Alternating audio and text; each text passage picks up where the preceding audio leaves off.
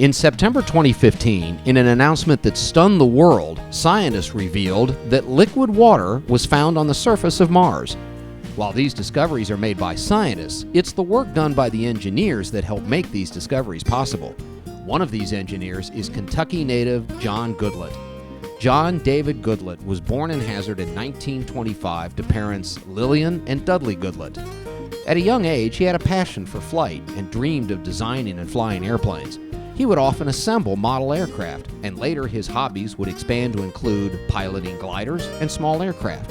He learned to fly at age 16. Flying sparked an interest in engineering that led him to attend the University of Kentucky. After putting his studies on hold while serving 3 years in World War II as a tugboat captain, he returned to the University of Kentucky and received his Bachelor of Science in Mechanical Engineering in 1949. Upon graduation, he worked at UK's Wenner-Gren Aeronautical Research Laboratory with a focus on internal combustion engines. Next, John moved to Hazard, Kentucky to do engineering work for the H.A. Spalding Company. In 1952, Goodlette was offered a position with the Martin Marietta Corporation in Baltimore. It was with Martin he would spend the majority of his professional career. His early research focused on jet propulsion, heat transfer, and liquid metals technology. He led the Ballistic Rocket Development Group, where he handled aerodynamics, propulsion, and flight mechanics. He would later participate in the development of the Titan I Intercontinental Ballistic Missile Project, and in 1958, he was named Technical Director for the United States Army Pershing Weapons System. He would later become the project manager for the Pershing Research and Development Program.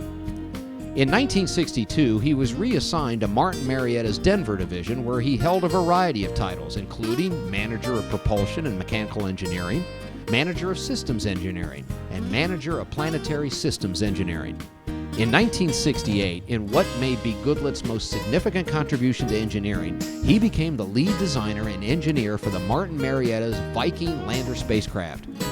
A project lasting 10 years and requiring devotion and concentrated effort, it would yield the first American mission to land a spacecraft safely on the surface of Mars.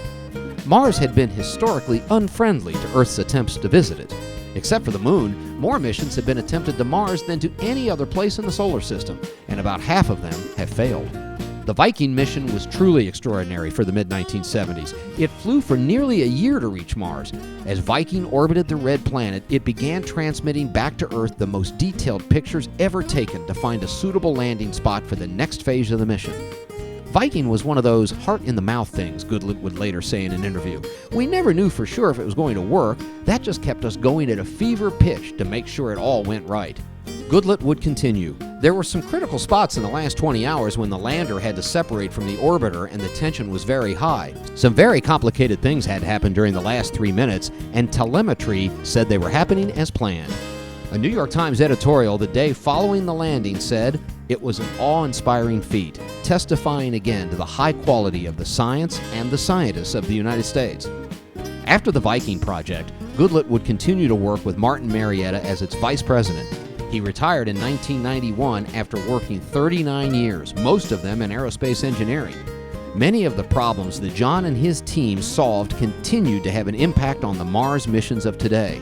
Derivations of a Viking-style thermal protection system and parachute are used on every U.S. Mars lander mission, including Mars Pathfinder and the Mars Exploration Rovers, Spirit, and Opportunity. While John's day to work was with the engineering challenges of rockets and space, he never lost his love for the low and slow joy of flying his single-engine plane and then glider. He continued to fly until just before his death in 2005. John Goodlette is one of the pioneers of space exploration. His leadership, intellect, and vision not only accomplished great things during the Viking mission, but led to even greater exploration endeavors and awe-inspiring discoveries in the years since. What would space exploration look like today without those early successes? Would there be a space station orbiting the Earth? Would Curiosity now be exploring the surface of Mars? Maybe, but the early pioneers like John Goodlette paved the way, inspiring and motivating the other scientists and explorers that came after them. It is therefore fitting that John David Goodlette, in recognition of his accomplishments and service, be enshrined in the official Aviation Hall of Fame of the Commonwealth of Kentucky.